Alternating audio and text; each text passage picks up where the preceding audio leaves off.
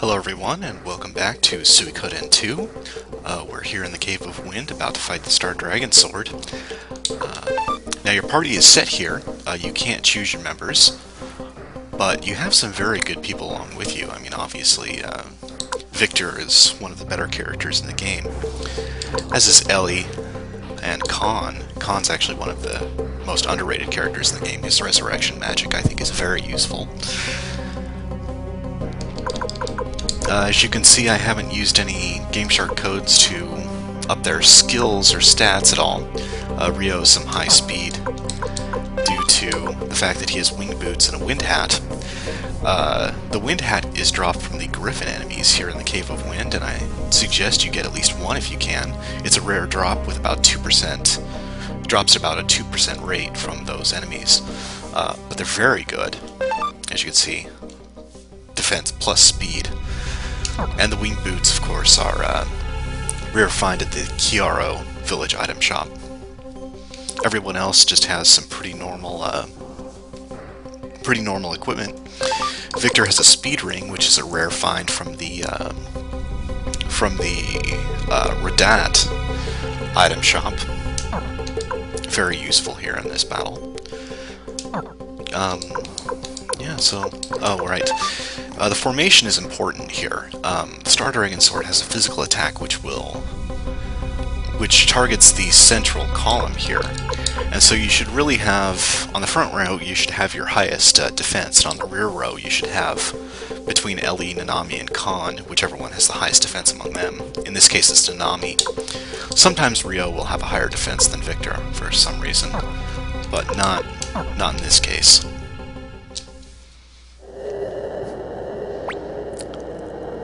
There's some dialogue here as Victor is reunited with his old pal.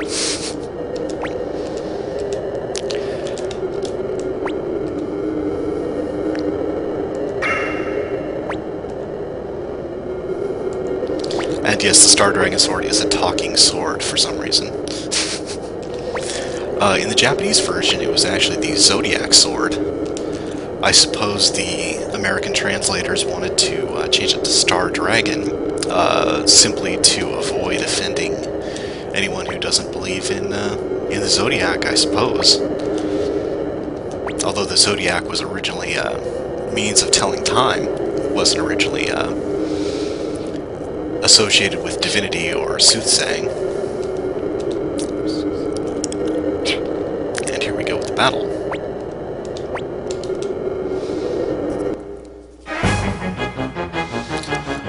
Freed is one of the worst statistical characters in the game, so just have him attack. Oh, I should note that the Fury runes that Freed, Victor, and Nanami have are rare finds from the Muse rune shop. I was lucky enough to get 3 while I was in Muse. If you do not have that many Fury runes, just go ahead and use Battle Oath on the first turn to heal your party, and to give them a chance of becoming Berserk. Ellie should use a Fire rune, which is very talented with fire magic. And Khan should use his Resurrection rune. Charm Arrow actually hits for much more than 400 damage.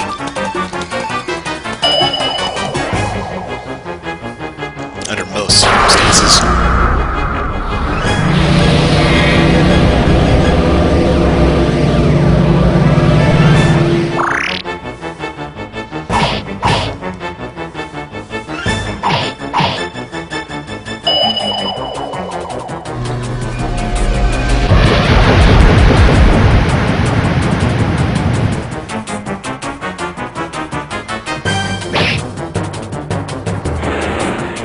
See, here's the physical attack.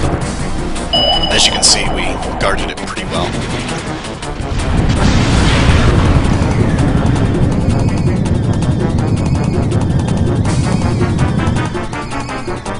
So it was 575 damage there.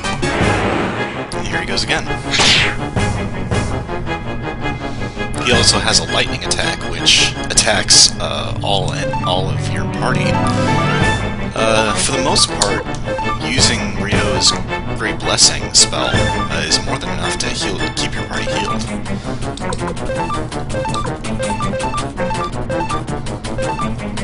Just go ahead and have Khan attack as soon as he uses up his level 3 spell.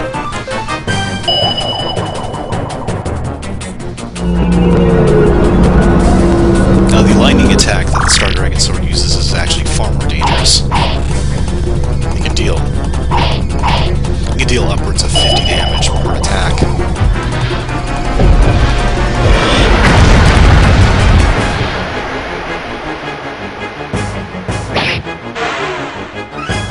And there he goes, and a quick 2 rounds. Well, I hope you enjoyed this little video. I hope it helped if you are having trouble defeating the Star Dragon Sword. Thanks for watching.